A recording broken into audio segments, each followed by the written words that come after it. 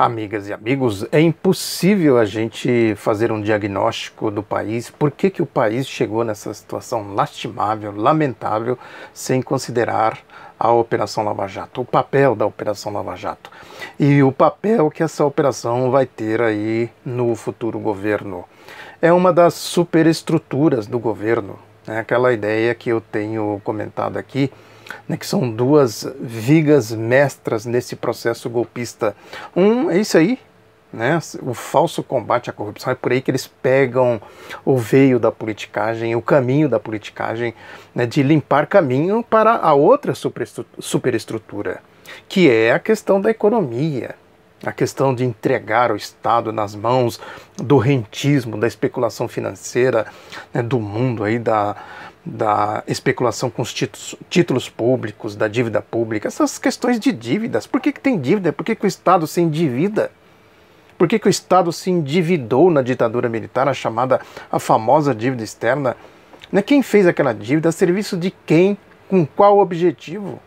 Nunca foi feita ali uma auditoria sobre aquela dívida. Né? Corrupção graçou por todos os lados.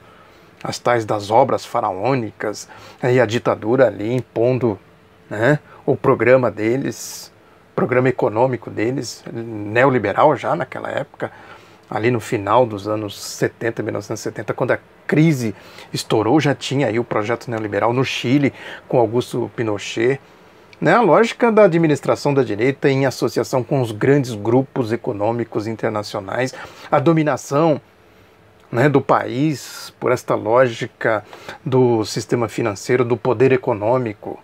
Eu acabei de escrever aí um livro, né, mais uma biografia dessa série que eu estou trabalhando, né, que eu analiso muito aquela questão, né, do milagre econômico. A população empobreceu. Quem falou isso foi o Franco Montoro, que era senador na época. Aí ele apresentou dados, isso já em 1974. Como a população empobreceu, os trabalhadores, sobretudo o arroxo salarial, e como uns poucos enriqueceram. A teoria do bolo lá da história do então ministro Delfim Neto, vamos fazer o bolo crescer e depois a gente reparte. Aí todo mundo lá trabalhando para o bolo crescer. O bolo cresceu efetivamente. Agora, quem comeu o bolo? Quem ajudou a fazer o bolo? Quem fez o bolo na prática? Comeu alguma coisa do bolo? Pelo contrário, teve que pagar os ingredientes. Com a crise do final dos anos 70, começo dos anos 1980. Né?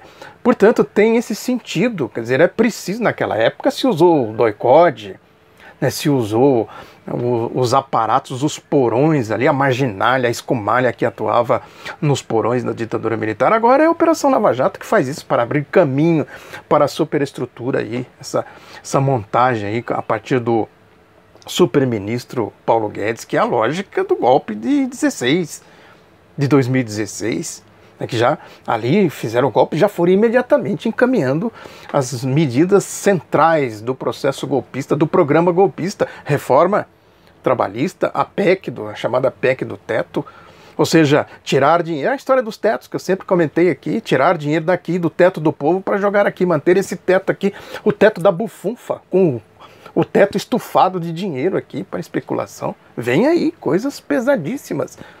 Agora, quem é que se opõe a isso, senão quem traduz a ideologia do povo? O Tribunal Anti-Lula. A Operação Lava Jato é isso aí. Né? Portanto, é fundamental para a gente, quem quiser compreender a essência desse governo, que vai começar agora, é só olhar para isso.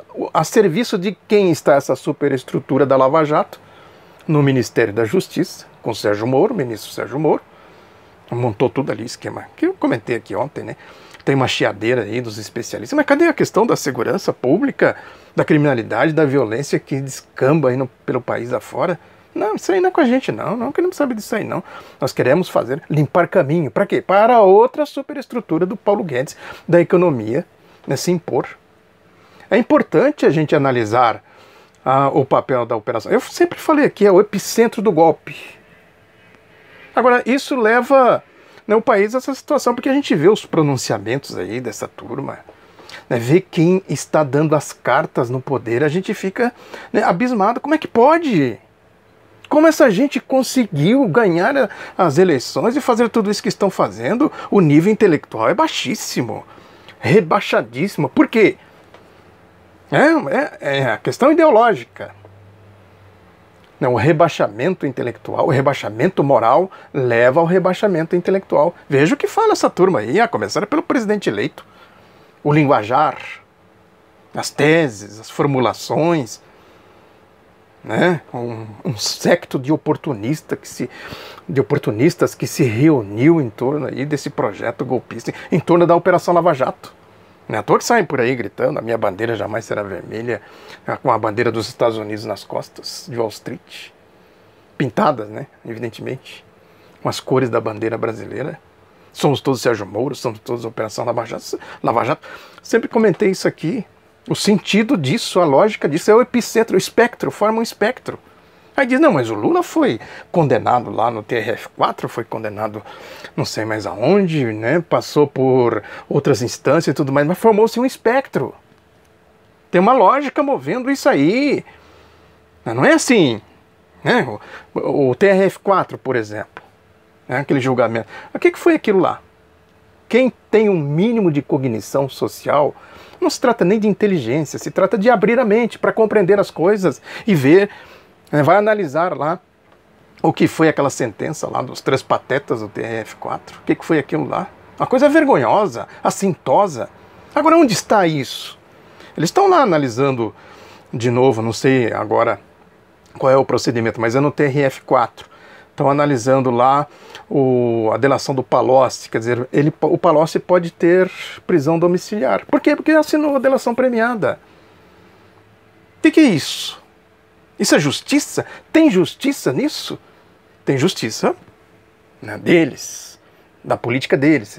É um tribunal político, da politicagem, não é da justiça. Não segue a Constituição, os códigos, né, as convenções, inclusive internacionais, a civilidade, a democracia, nada disso. Né? E se der essa prisão domiciliar para o Palocci, pronto. É isso, né? A coisa é degradada. É degradada. Essa campanha que os boquirrotos lá da Operação Lava Jato estão fazendo com essa história do indulto de Natal, eles estão interessados em combater a corrupção. É militância política. Política pura. Politicagem pura. Tem nada, não tem fundamentação jurídica. Vê lá o que diz o Carlos Fernando Santos Lima, o que diz o Deltan Dallagnol. Tem aí na Folha, no UOL, fazendo pressão em cima do Temer para não dar o tal do indulto de Natal para os condenados aí por corrupção, presos, né, condenado. Os presos por corrupção, presos políticos, porque não apuraram corrupção. Eu sempre falei aqui, cadê o Caixa 2 aí da Petrobras? Cadê as denúncias? Cadê o relatório do senador Paulo Bisol? Aquele documento interno que circulou dentro da Petrobras em 2000, que eu tenho mostrado aqui. Cadê?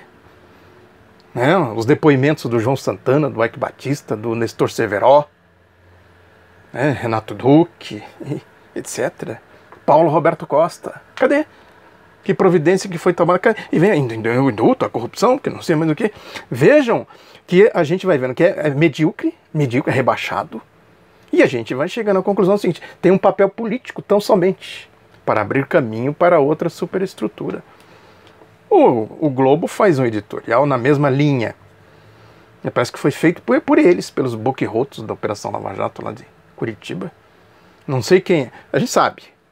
Pega aqui o Globo vai dando as linhas mestras e eles vão se manifestando aí, né, nas redes sociais. O jornal editorial do Globo diz o seguinte: ameaças renovadas à Lava Jato. A Lava Jato é uma vaca sagrada. Ela é fundamental nessa lógica aí do processo golpista e da eleição do governo do presidente aí eleito Jair Bolsonaro. A ação no STF, projeto de lei no Congresso Nacional, põe em risco a eficácia do combate à corrupção. Diz aqui, a transparência inerente à democracia que permite seguir os movimentos de grupos em defesa de interesses legítimos ou não, sem a devida publicidade de assuntos de interesse geral e com a ajuda do jornalismo profissional.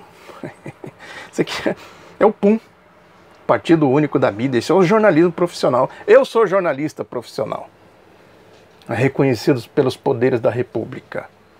Eu não faço esse tipo de jornalismo aqui, não. Veja como a coisa é ditatorial, totalitária. Se não for pela ideologia deles, não é jornal. Você supõe, deduz-se isso.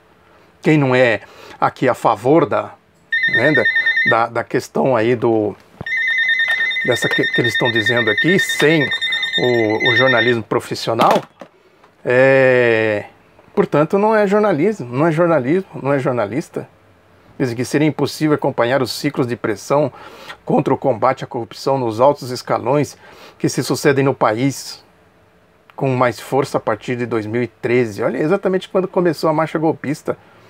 E prossegue aqui no momento lá na Câmara dos Deputados, fala do projeto que tem na Câmara dos Deputados, e aí diz que tem um movimento no sentido de criar lá, né, diz aqui exatamente, no momento na Câmara dos Deputados, uma onda de pressão sobre o presidente Rodrigo Maia e tal, para ele pautar um projeto de lei teleguiado a fim de amenizar regras da execução penal.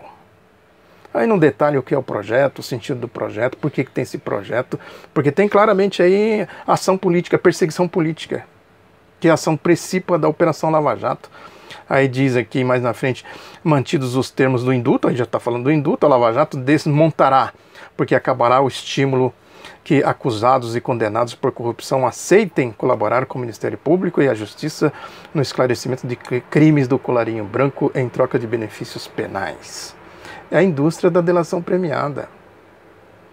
Claro, se você quer usar a delação premiada, eu não sou jurista, estou falando aqui por uma questão, por um raciocínio lógico. Mesmo sendo leigo, a gente raciocina pela lógica. Você tem que pegar o que diz a legislação e aplicar a legislação, claro. O João Santana, por exemplo, disse, doutor Sérgio Moro, tem corrupção aqui, tem corrupção ali, tal. Aí o que diz a legislação sobre corrupção? Por que eles não pegaram um depoimento, pegando um exemplo, do João Santana e falando, então vamos, onde você viu corrupção? Vi aqui, vi ali, tal, levanta lá e tal, investiga aqui e tal, levanta a questão e traz aqui e a gente vai fazer aqui, aplicar a legislação. Eles fizeram isso? Fizeram, optaram pela delação premiada. Faz sentido?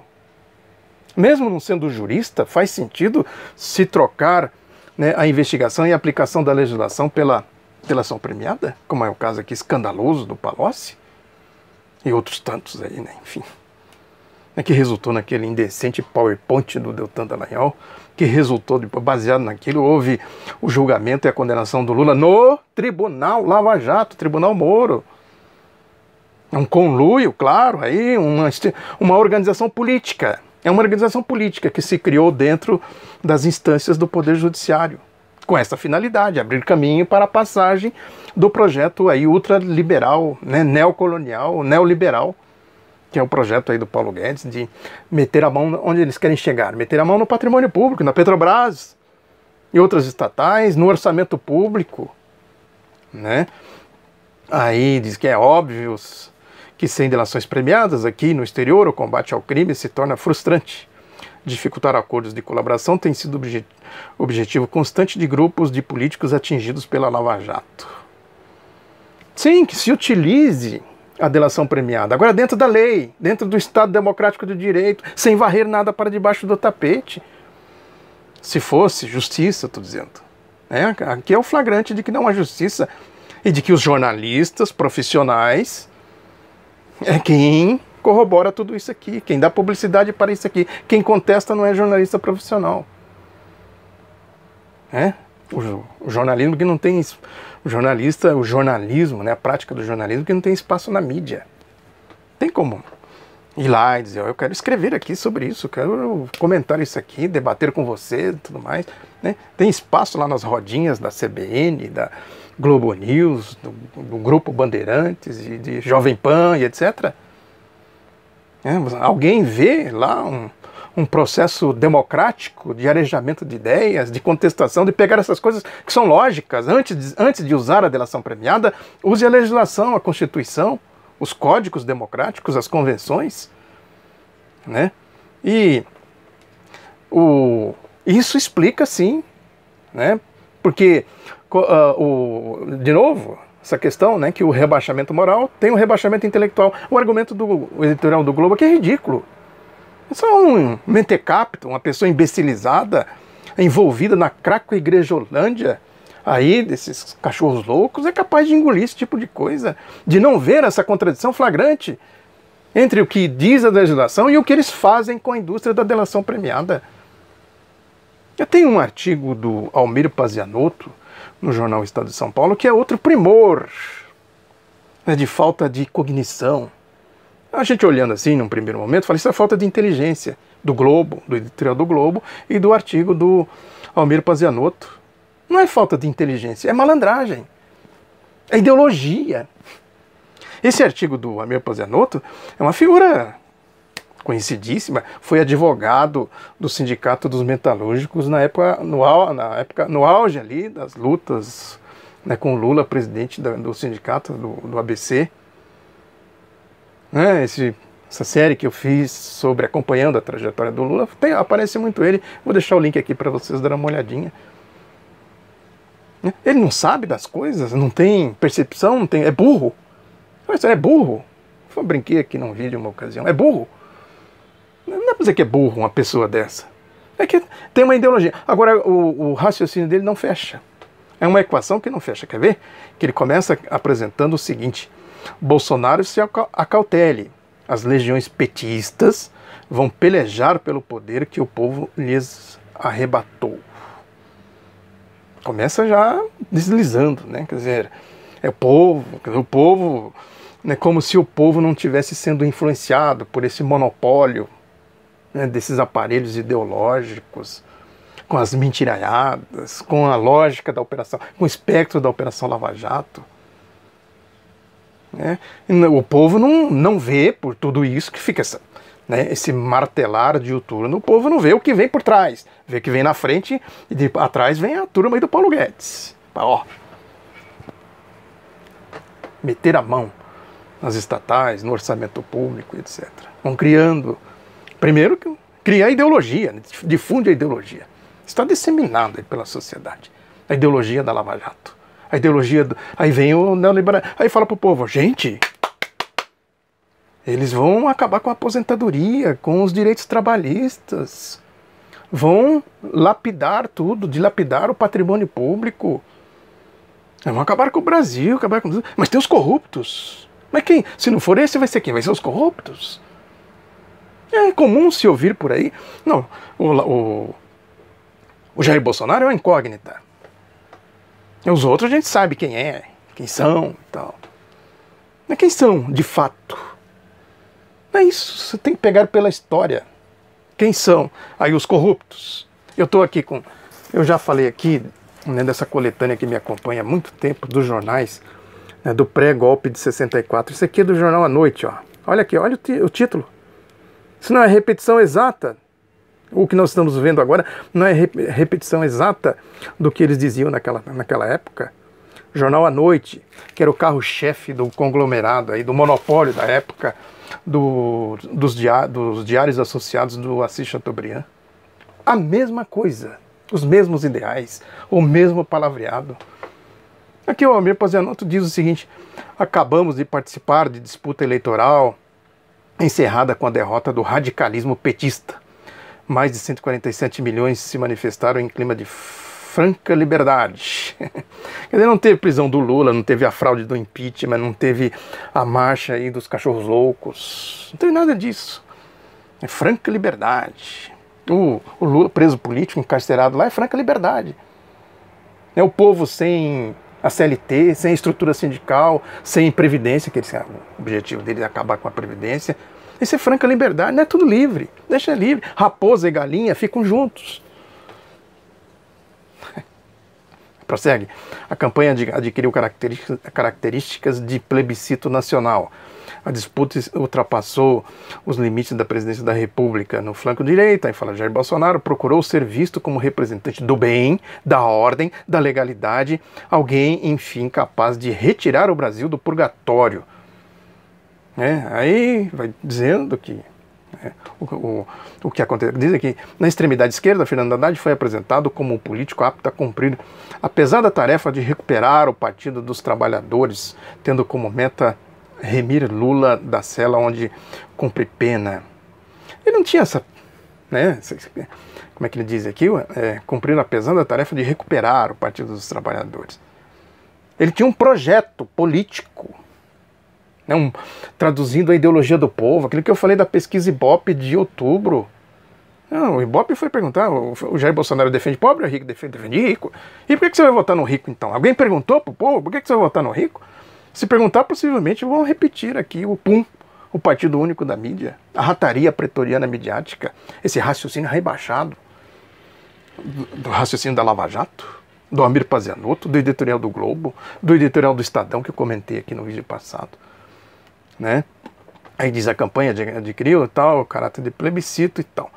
Jair Bolsonaro não deve alimentar a pretensão de ser o estadista dotado de poderes excepcionais que lhe permitam desagravar com a rapidez desejada prejuízos causados durante 13 anos e meio de petismo.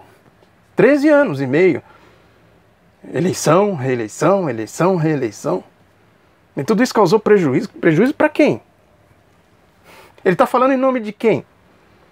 Que prejuízo o petismo causou? Quais? Apresente aí no concreto, não é verborragia. Quais são os prejuízos? Para quem causou prejuízo? É que eu falei quando a crise chegou em 2007, 2008. O que o Lula falou? Você vai chegar aqui com uma marolinha, companheiro. Vamos criar aqui política disso, política daquilo e tal, as reservas para proteger o país, etc, etc.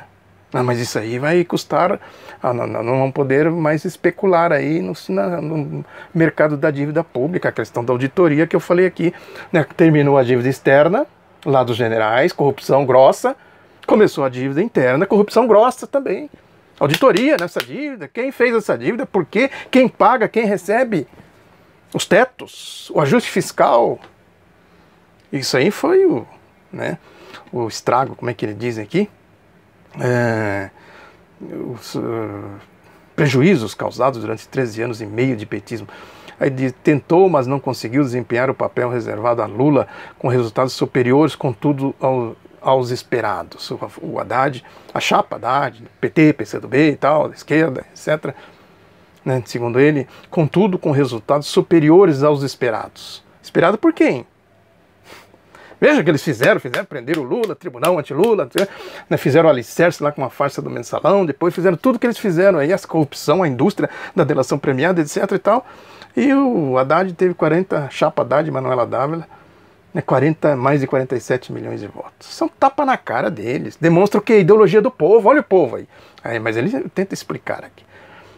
Não surpreendeu a derrota do PT?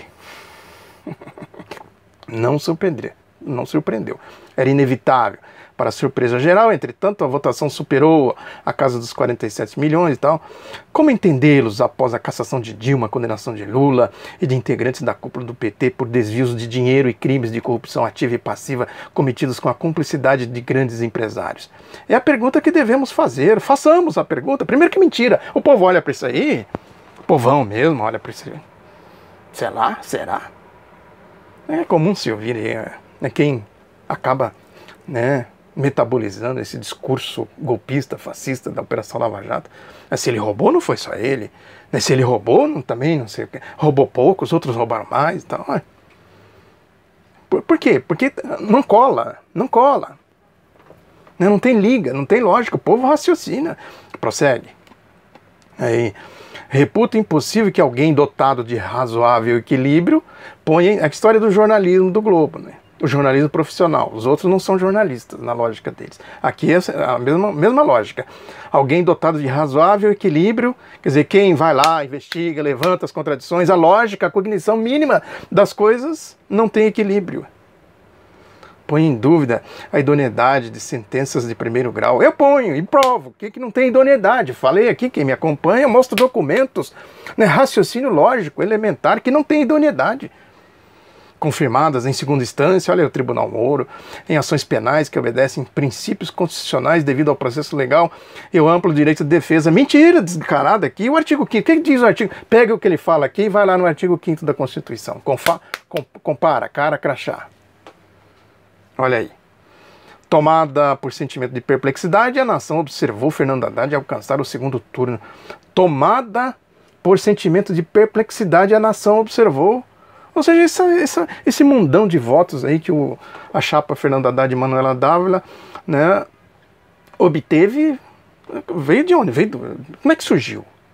Algum mecanismo, sei lá, um ser, né, de outro plano aí, chegou gente, né, vota aqui no Haddad, vota na Manuela, vota no Haddad. Por que esse povão todo votou no Haddad e na Manuela? Mas a nação ficou a nação, é a nação. Eles falam em nome da nação. Aqui, ó, pico da pirâmide social que eu comentei no vídeo passado. Lá em cima, no pico da pirâmide, eles vão falando, né, em nome da nação. A nação é deles, é um clube privado, eu que mando aqui, vocês calem a boca. Nem votar pode. Imagina votar no Fernando Haddad, é o que ele está querendo dizer aqui. A elevada concentração de votos nas camadas pobres, aí vem a questão. Nas camadas pobres das regiões Norte e Nordeste, sugere forte influência de programas assistencialistas e do pagamento de Bolsa Família àqueles que nunca antes haviam conhecido a cédula de R$100. Quer dizer, deixa o povo lá morrer de fome, nada de Bolsa Família e tal. Isso é assistencialismo. Quer dizer, foi isso que permitiu, né, a nação ver perplexa, mas quase a metade da nação votando na chapa da esquerda. Agora, esse raciocínio não serve para quem votou na chapa da direita. Por que a chapa da direita teve 57,8 milhões de votos? Por quê? Não é o mesmo raciocínio? Não é grana? Não é dinheiro? Não é economia que está por trás de tudo isso? Quem pensa minimamente, né, votaria nesse programa entreguista de corrupção e tudo mais, no espectro da Operação Lava Jato? Quem tem cognição, quem não está submetido a esse raciocínio rebaixado, essa moral rebaixada, essa intelectualidade rebaixada, votaria? Votaram por outros interesses, o interesse econômico de quem votou nessa chapa, né, são outros, mas o princípio é o mesmo. Eu estou ganhando o que com isso? Qual é o benefício que eu tenho votando nessa ou nessa chapa? E aí vem a intoxicação ideológica, que conta muito. Essa gente aí fala, não, eu não vou votar em corrupto, eu vou votar nesse aqui, porque esse ou esse, no final das contas, eu vou ter que fazer isso, fazer aquilo, tal, mas na contabilidade eu vou ganhar, posso ganhar mais aqui do que ganhar mais ali. Esse é o raciocínio que se faz. Ideologia pura. O pensamento, né, das camadas sociais, das classes sociais. Isso aqui é discriminação, claro, contra o Norte, o Nordeste, discriminação social, que eu sempre falo aqui, é aquela gente burra, né, vota no PT porque é burra, né? O Bolsa, aí, dívida pública, Bolsa Juros, comparado com o Bolsa, essa turma ganha nesse mundo aí, é a mesma lógica do Bolsa Família, aqui ganha R$100, eles ganham milhões de reais. Li em algum lugar, né, acerca da importância da memória do bolso na escolha do candidato, aí ele segue por aí afora, né? E aí ele tenta fechar o raciocínio dizendo que aí faz o discurso anticomunista, atacando aí, né, tudo que é progressista, democrático, as revoluções, Cuba, Venezuela, União Soviética e tal, o discurso rançoso, né, lá de 64, reacionário, né, burro, né, não tem lógica no que ele fala aqui, discurso aí dos cachorros loucos, né, e tenta concluir, né, dizendo que a pergunta fica no ar, ele não fecha, ele não consegue responder, porque o raciocínio dele não é ideológico, é demagogo, é artificial, é fake. Por que aconteceu tudo isso? Por que a esquerda teve tanto voto? O Lula, com essa popularidade toda, e o PT elegeu a bancada. Por quê? E não responde, ele não consegue fechar a equação. Fica pra gente responder. Por quê? Porque as forças de esquerda traduzem para a política a ideologia do povo. É isso. A questão da economia, né? Quem paga, quem recebe, quem trabalha, né? Quem se apropria do resultado do trabalho. É isso que está por trás, né, de todos os acontecimentos no mundo da política. Sempre digo aqui aquela frase famosa do Lenin: a política é a expressão concentrada da economia. É fácil de responder. Agora eles não respondem porque eles vivem no mundo da fantasia, da fake news, É o mundo da malandragem, em resumo. Muito obrigado pela atenção, divulgue Outro Lado da Notícia, um abraço, até a próxima.